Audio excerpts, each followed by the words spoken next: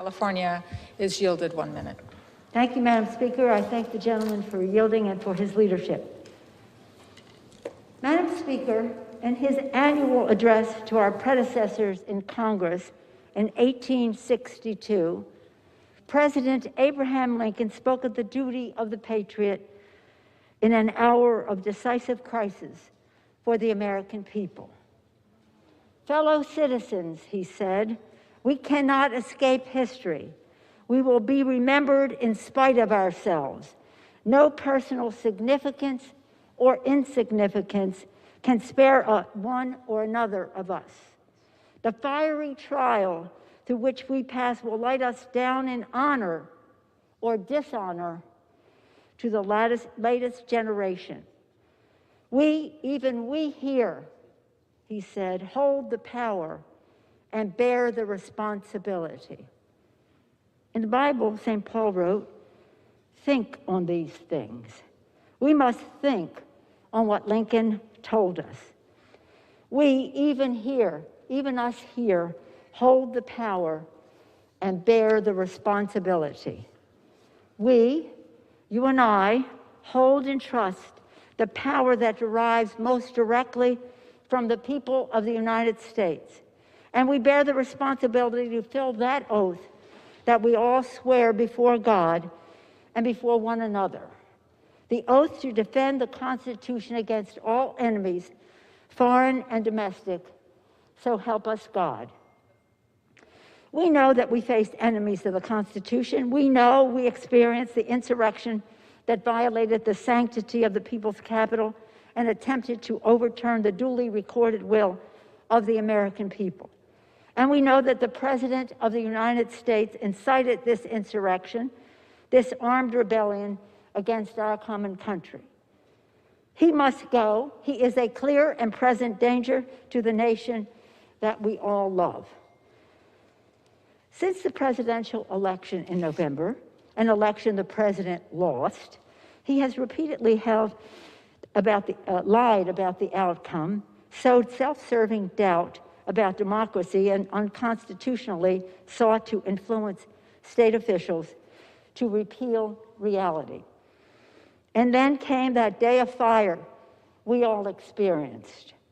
The president must be impeached, and I believe the president must be convicted by the Senate, a constitutional remedy that will ensure that the Republic will be safe from this man who was so resolutely determined to tear down the things that we hold dear and that hold us together.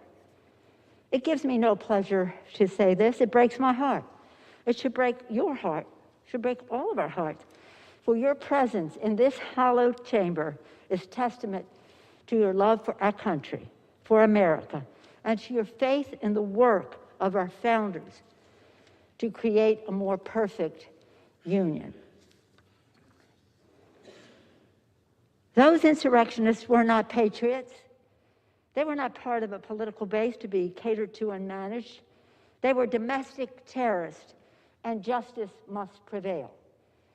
But they did not appear out of a vacuum. They were sent here by the president with words such as a cry to fight like hell. Words matter. Truth matters. Accountability matters. In his public exhortations to him, the president saw the insurrectionists not as the foes of freedom, as they are, but as a means to a terrible goal, the goal of his personally clinging to power, the goal of thwarting the will of the people, the goal of ending in a fiery and bloody clash nearly 2.5 centuries of our democracy. This is not theoretical, and this is not motivated by partisanship. I stand before you today as an officer of the Constitution, a Speaker of the House of Representatives. I stand before you as a wife, a mother, a grandmother, a daughter whose father proudly served in this Congress, Thomas D'Alessandro Jr. from Maryland, one of the first Italian Americans to serve in the Congress.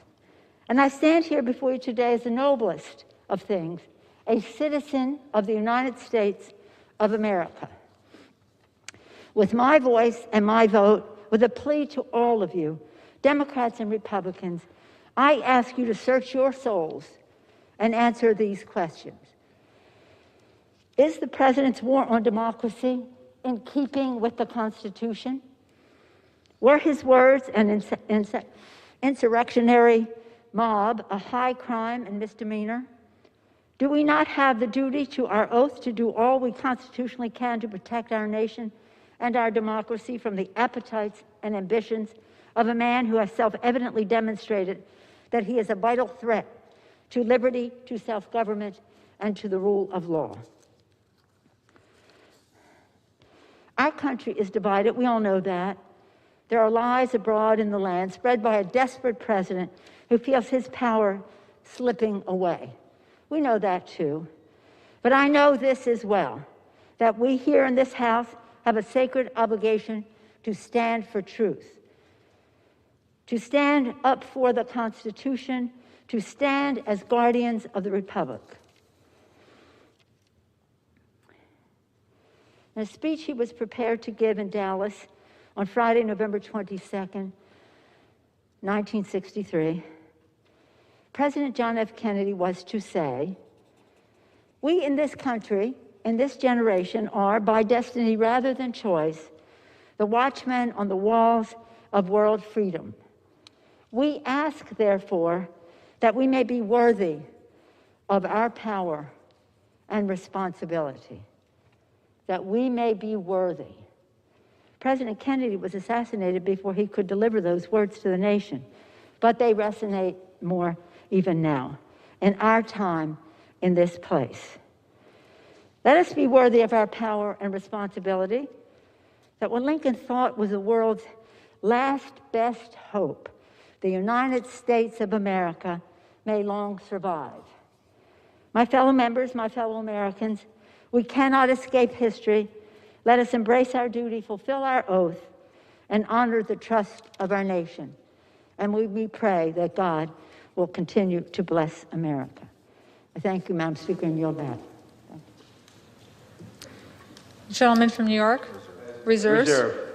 The gentleman from Ohio is recognized. Madam Speaker, I yield myself.